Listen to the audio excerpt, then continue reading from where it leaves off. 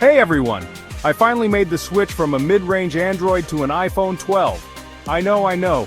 It's 2025 and the iPhone 12 isn't the latest and greatest anymore. But with iOS 18's new features, it still holds up surprisingly well. In this video, I'll share my honest experience, what I love, what iOS 18 does really well, and a few things I still think Apple could improve. If you're considering switching or just curious about how iOS 18 feels on an older iPhone, stick around. Let's get into it. So why did I switch? Well, my Android phone was great, but over time I started noticing little annoyances. Stutters, battery drain, and software updates slowing things down.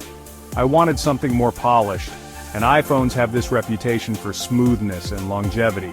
But what really made me switch was iOS 18's customization features. Apple finally gave us more control over the home screen, lock screen, and even automation with shortcuts, which I absolutely love. More on that in a bit.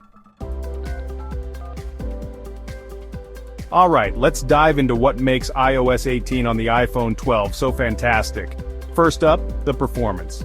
Even in 2025, this device runs like a dream. No random stutters, no weird lag, just pure fluidity. Scrolling feels effortless, and the animations?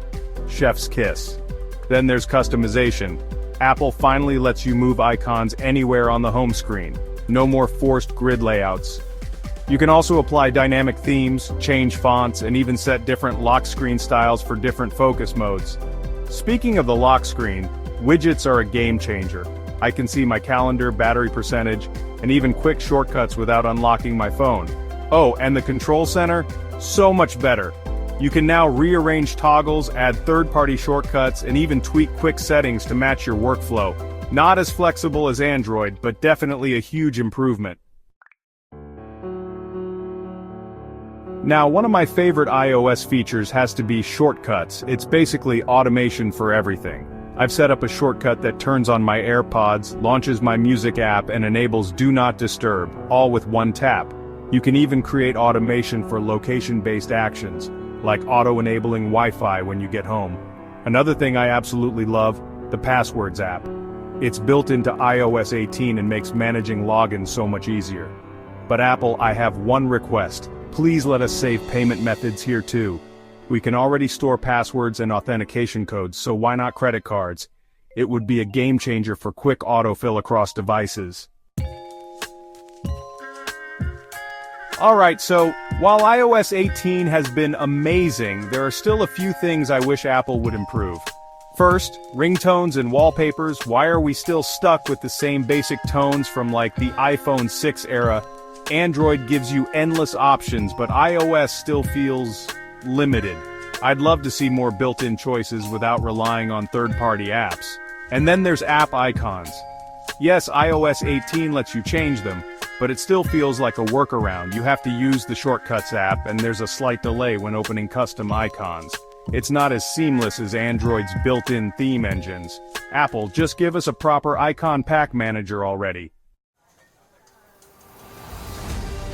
While the Intel Unison app does allow for some level of connectivity between my iPhone and Windows laptop, it's far from perfect. I often encounter sync errors and failed file transfers, which can be really frustrating. Sending texts and taking calls through the laptop is hit or miss, with frequent call drops and message delays. The app compatibility is also limited, making it hard to achieve a truly seamless experience. It's clear that for the best experience, an all-Apple ecosystem is still the way to go. So, do I regret switching to an iPhone 12 in 2025? Not at all. The smooth performance, customization, and ecosystem benefits make it a fantastic upgrade. Of course, I still miss some Android features, and I really wish Apple would add proper icon customization and payment storage in the Passwords app. But overall, I'd say it was worth it. If you're considering switching, especially with iOS 18's improvements, I'd say go for it. That's it for today's video. If you enjoyed this, drop a like and subscribe for more tech content. And let me know in the comments, What's your favorite iOS 18 feature? See you in the next one.